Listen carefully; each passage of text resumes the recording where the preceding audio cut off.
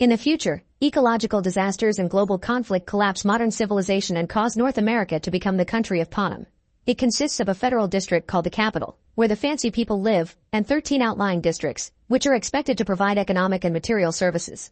The capital behaves cruelly toward the districts, so one day a civil war known as the First Rebellion led by District 13 breaks out. After 3 years of conflict, the rebellion unfortunately collapses with the destruction of District 13, followed by a time known as the Dark Days. During these days, 2 upper-class kids are running through the deserted streets as they try to find something to eat. Suddenly they're found by a wild dog, so the boy throws something at it to distract it while they run away. They hide behind a statue and watch how a man starts cutting up a body so he can eat the meat. Afterward, the kids return home to their grandmother, who is bad news. The boy's father has been killed by rebels in District 12. 3 years later, the dark days are over when the capital creates the Treaty of Treason to ensure peace. Part of the treaty includes annually celebrating the Hunger Games, a brutal competition during which 2 teens from each district must kill each other. This is to remind the districts that the dark days can't be repeated. 10 years after the treaty is created, the boy Coriolanus lives with his grandmother and the other kid, who is his cousin Tigris. Unfortunately, the family status has fallen into decline after losing their factory during the war and now they live in poverty, but they try to keep appearances not to be kicked out of the capital. Coriolanus has been studying hard at the academy in hopes of winning a scholarship for the university, which would save him from having to get a menial job. When the 10th Hunger Games are about to start, Coriolanus joins the mentor program, which means assisting one of the tributes from the districts. Head game maker Gall arrives to introduce Dean Casca, the man who created the games and is a serious addict.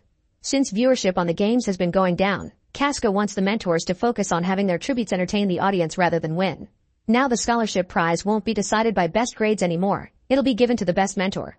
Then they watch the reaping ceremony on big screens, showing how a girl and a boy are chosen from each district. As each chosen face appears, Casca assigns them to a student, and Coriolanus is upset to hear he'll get the girl from District 12. It's known that the lower districts are the poorest, so they usually die quickly in the games. The chosen girl happens to be Lucy, who is making her way to the stage and pauses to put a snake down the blouse of Mayfair for making fun of her. When she reaches the stage, the mayor hits her for harming his daughter and the guards known as peacekeepers have to take him away. The public begins singing a song to support Lucy, so she stands up and sings along as a fact of defiance. Everyone laughs when she adds an insult at the end, so Coriolanus starts to see she has potential. Sometime later, all the tributes are brought to the capital by train and Coriolanus welcomes Lucy with a flower to start gaining her trust, but Lucy isn't impressed and eats a petal. Another tribute is causing some trouble and the guards get distracted on a chase, so Coriolanus uses the chance to get in the truck that will take the tributes to their quarters. The group doesn't like seeing a fancy guy and Reaper threatens to kill him, which the others agree with. However, Lucy stops them by pointing out they'll be executed if they do so. Suddenly the truck stops and opens the doors to throw the group into a cage. It turns out the tributes are put in a zoo so visitors can look at them as if they were exotic animals. A reporter notices that Coriolanus is among them and asks for an interview, so he comes forward with Lucy to make a good presentation. Lucy charms the children and explains that she isn't originally from District 12. She's from a nomadic group that got stuck in that district after the war. Coriolanus is also very charming to the camera, but soon the peacekeepers come to take him away. Before he leaves, Lucy asks him to get them some food because some of them haven't been fed for days. Later at the academy, Casca scolds Coriolanus for what he did since it's against the rules, but Gall thinks it was a very smart performance. His best friend Sianus uses the chance to complain about the games being immoral and how they don't see the tributes as people, so Coriolanus comes up with an idea. They should let the public know the tributes before the games, that way they'll care more about watching the show because they'll have someone to root for. Maybe they could even start letting people bet on them too. Gall tells him to make a written proposal for it. After class, Coriolanus and Sianus bring food to the tributes in the zoo. Sianus' tribute Marcus is wary and doesn't accept it, but Lucy does take the offering from Coriolanus. He doesn't like the fact she shares it with others, but they still get to chat and bond. Nearby, a tribute is being taunted by her mentor with some water, so she takes the bottle from her and uses it to stab the mentor's throat. Everyone runs away in fear, but Coriolanus rushes to her classmate's side, watching her die before the peacemakers take him away and shoot the tribute to death. The next day, Coriolanus hands in his proposal, which includes the idea of viewers being able to send supplies to the tributes via donations. During class, Casca announces that in the evening, there will be a televised presentation of the tributes, so he gives the mentors an hour with them to discuss strategies. Casca wants Lucy to sing to win people over, so she asks him for a guitar. Afterward, Coriolanus is called to Gall's office, and his classmate Clemencia comes along because they're class partners. Gall's office is full of mutated animals in jars, and she introduces them to a tank of special rainbow snakes she's been breeding. Clemencia tries to claim credit for the whole proposal and Gall reveals it's fallen inside the tank, so she asks her to retrieve it. These snakes won't attack someone if they're used to their smell, but since the paper doesn't have Clemencia's scent, the snakes bite her as soon as she puts her hand inside. While the assistants provide an antidote, Gaul tells Coriolanus she approves his proposal. Sometime later, the mentors and the tributes are given 15 minutes inside a huge dome which will be the arena for the games. Suddenly multiple explosions begin blowing up the walls around them and soon the ceiling is destroyed as well, so debris starts falling. Many people get killed while some tributes try to use the chance to escape, but Coriolanus gets trapped under the debris. Thankfully Lucy comes back and frees him as his jacket catches on fire, but then the peacekeepers take her away and Coriolanus faints.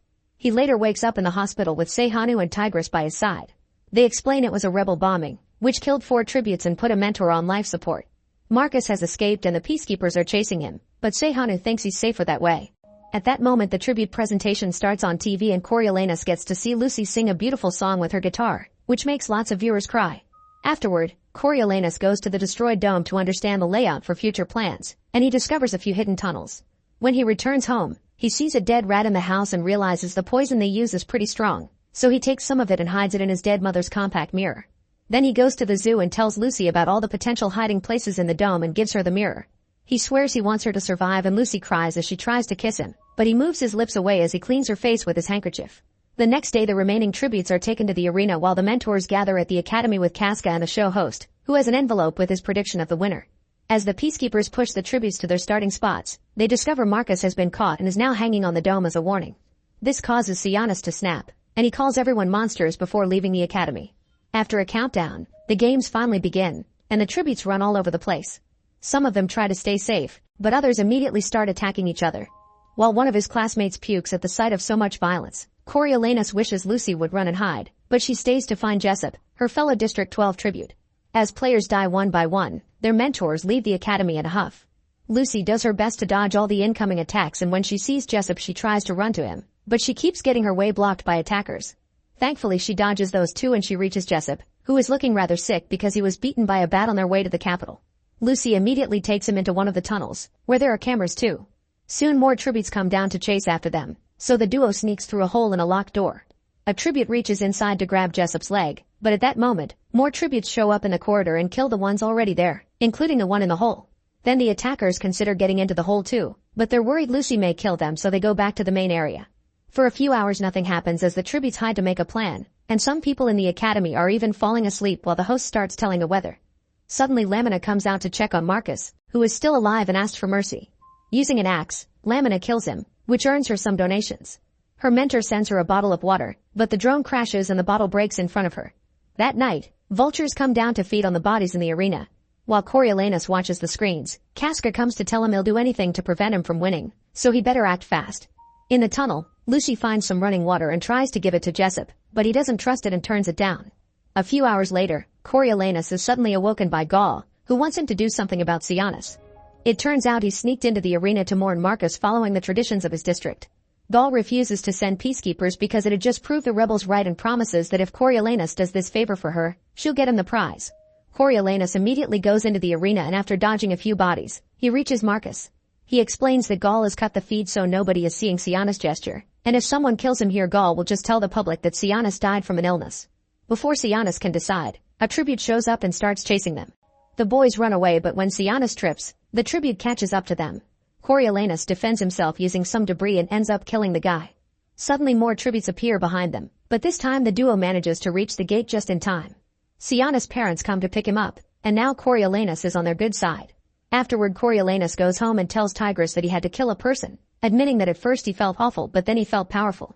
The next morning Coriolanus returns to the academy with Tigris as his guest. The host tells everyone that another tribute died while everyone was asleep, but he doesn't share who did it, letting the audience believe it was part of the games. Now only 10 tributes remain. Meanwhile Jessup goes delirious from the bat bite and tries to attack Lucy, who has to run away from him. The chase leads them out of the tunnel and as they begin climbing some debris, the cameras show Jessup's face, which makes Coriolanus realize he has rabies. He asks Jessup's mentor to send him some water, so a drone quickly drops the bottle on him. The glass breaks and startles Jessup, who falls off and instantly dies. Lucy rushes to his side to say goodbye, so the other tributes come out to try to attack her. Thinking fast, Coriolanus sends more water drones to cause a huge mess that keeps the attackers distracted while Lucy escapes with a bottle of her own. Next a group of tributes goes after Lamina, who has been staying safe on top of Marcus' pillar. A fight ensues and even though Lamina tries to defend herself, soon she's killed too. While everyone is distracted by that fight, Lucy sneaks rat poison in her water bottle, then she leaves it for the group while emptying the ones they saved. After Lamina's body falls to the ground, Lucy runs away, hiding in the vents and closing the grate right before the others can reach her. Afterward, the group argues over the water bottle and a guy gets killed in the process, so 7 tributes remain. Then the group goes looking for another victim, so the one that ends up grabbing the bottle is a small innocent girl, who dies as soon as she takes a sip. Her friend Reaper comes out and screams in grief when he sees her while Lucy cries as she feels guilty. Suddenly Reaper begins gathering all the bodies and places the Capitol flag over them before turning to the camera, ready with a message in favor of rebelling. Unfortunately, the transmission is suddenly interrupted by Gaul, who has an important announcement. The mentor who was sent to the hospital by the rebel bombs has died. That kid had been the president's son and his death is a political act, so Gaul will punish the districts by killing all the remaining tributes even if means the games won't have a winner. Because Gaul mentions she'll send a rainbow of destruction, Coriolanus guesses she meant her snakes and gets an idea. While the guards are taking the snake tank out of Gaul's office, he sneaks behind it and throws the handkerchief with Lucy's scent inside. In the arena, a tribute finds Lucy in the vent and starts poking a spear through the holes in the grate. Lucy quickly backs away and notices there are other grates right above a pair of tributes, so she throws down the rat poison. As one of the guys breathes it and dies, the other one uses a trident to try to stab Lucy through the vent. She dodges all the hits, but eventually the vent takes too much damage and breaks, causing Lucy to fall. At that moment Gaul's tank arrives and breaks open, releasing thousands of snakes that immediately cover a young girl. Then they start chasing the tributes, killing them one by one. Reaper stays on his knees and accepts his fate while a girl tries to use her last moments to kill Lucy, but the snakes kill her too.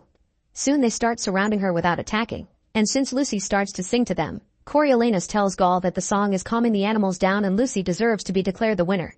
At first Gaul refuses, but soon all the other mentors begin chanting for her victory, so Gaul has no choice but to announce Lucy as the winner. The host tears his envelope, claiming he had voted for Lucy. Moments later Coriolanus is taken to see Casca, who has found the mirror and the handkerchief. This goes against the rules, so Casca announces that Coriolanus' family won't see any prize money and he'll have to work as a peacekeeper in the districts for 20 years. After Coriolanus gets all the proper testing and his head shaved, he's informed he'll be sent to District 8, but he bribes the organizer to be sent to 12 instead. During the train trip, he's shocked to be joined by Sianis, who has volunteered to do this as his punishment so he can start making a real difference. When they make it to District 12, the boys are put through a strict training regime by the peacekeepers. They also have to watch how they execute any person who tries to rebel and take away those who complain, and Coriolanus has to stop Sianis from getting involved. When Coriolanus finally gets a day off, he goes with the other newbies to the local bar, where he finds Lucy singing with her people. The show is interrupted when Lucy's ex Billy appears drunk among the crowd. Apparently he cheated on her with Mayfair, that's why Lucy had done the snake prank. When the crowd tries to stop him, punches are thrown and a fight ensues. Billy gets on the stage to try to reach Lucy, so Coriolanus jumps on him to beat him up. Sianis immediately drags him out of the bar before they could get in trouble. The next day, Coriolanus finds Lucy alone near the woods and they finally kiss. They'll have to keep their relationship hidden, so Lucy tells him about a secret lake where they can meet. From that on, the couple begins spending lots of time together by the lake, bonding and having fun. Coriolanus confesses he wants to go back to the capital one day, but Lucy disagrees, saying they could build a life here. Sometime later, Coriolanus is informed that his test results were exceptional because he's one of the few who can read. Since he's also the son of an important general, he'll be transferred to District 2, where he'll get better pay. Coriolanus can't complain without looking suspicious, and later when he calls home, Tigris tells him they've been evicted because they couldn't pay rent. Coriolanus promises he'll help them after he gets transferred to District 2. On his way to work, Coriolanus sees Sianis speaking to some of the rebels, so when they're alone during bird training, he calls him out on it. Sianis gets angry and explains he's trying to make a difference by helping some people escape from Panem. At that moment Coriolanus remembers the birds they're handling were mutated and can record conversations, so he secretly presses a button to record everything Sianis is saying. Afterward that bird is sent with the others to Gaul's office. One night at the bar, Coriolanus finds Sianis with the rebels, which includes Mayfair and Billy. The rebels have lots of weapons that Sianis didn't know about, and he feels betrayed. The situation is tense and it only gets worse when Lucy joins them, causing Mayfair to get jealous because Billy immediately defends her.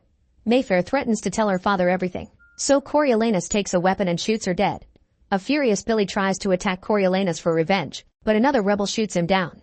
Lucy is having a breakdown, so Coriolanus tells her to go to the stage and keep on singing to keep people distracted. Then Coriolanus asks the rebels to get rid of the weapons and promises Sianis he can always count on him. The next day, the peacekeepers are sent to search the entire district and find the weapons that killed the major's daughter. During his search, Coriolanus finds Lucy, who tells him she wants to leave Panem because everyone suspects her and she'll probably be hanged. Coriolanus decides to leave with her and they agree to meet the next day at dawn. Afterward, the peacekeepers find the rebel who shot Billy and take him to be executed. During the ceremony, the guards also bring Sianis, who has been captured after they received orders from Gaul thanks to the birds. Sianis tries to ask Coriolanus for help, but he ignores him and has to watch his best friend be hanged. When Coriolanus returns to their room, he finds a picture among Sianis' things and he finally breaks down. At dawn, Coriolanus and Lucy meet and enter the forest to start making their way out of Panem. It's quite a long hike, and while chatting, Coriolanus accidentally says something that makes Lucy realize he was behind Sianis' death. Eventually it starts raining, but thankfully they find a cabin where they can stay for a while. Under a loose floorboard, Coriolanus finds the rebels' weapons and realizes that if he gets rid of these, there won't be any loose ends. Lucy announces she's going to pick some flowers, but hours pass and she doesn't come back. Coriolanus goes looking for her with a weapon in hand, but Lucy is nowhere to be found. Suddenly he finds her shawl in the woods and tries to pick it up, only to get bitten by a snake. Realizing Lucy has abandoned him, Coriolanus throws a tantrum until he sees someone moving among the trees. He immediately opens fire, but when he approaches the spot there's no body, only Lucy's bracelet. Coriolanus continues to look for her and hears her sing, which causes all the birds in the forest to start singing too. Losing control, Coriolanus begins to wildly fire into the air until he runs out of bullets. When he finally gives up, he throws the weapons into the lake and returns to headquarters. Moments later, Coriolanus gets ready to be transferred to District 2, but his commander tells him there has been a change of plans. He'll be sent back to the capital since he has received a spot at the university as a gift from Sianis' parents. At the capital, Coriolanus immediately gets his family a nice home and new clothes. Then he goes to see Casca to drop Sianis' things and thank him for showing him how the real world works. Casca explains that he came up with the idea for the games while he was drinking with his best friend, who was Coriolanus' father. He never planned to present it to the higher-ups, but Coriolanus' father stole the idea and made it happen under both their names. He also explains Lucy's body hasn't been found, so nobody knows if she survived or not. After Coriolanus leaves, Casca takes a drink, only to die because he's been poisoned by Coriolanus. Afterward, Coriolanus meets with Gaul to start his training as the new game maker. Eventually he'll grow into President Snow, the bad guy from Katniss' story. Make sure to subscribe and turn on notifications so you can watch more videos like this. Thanks for watching.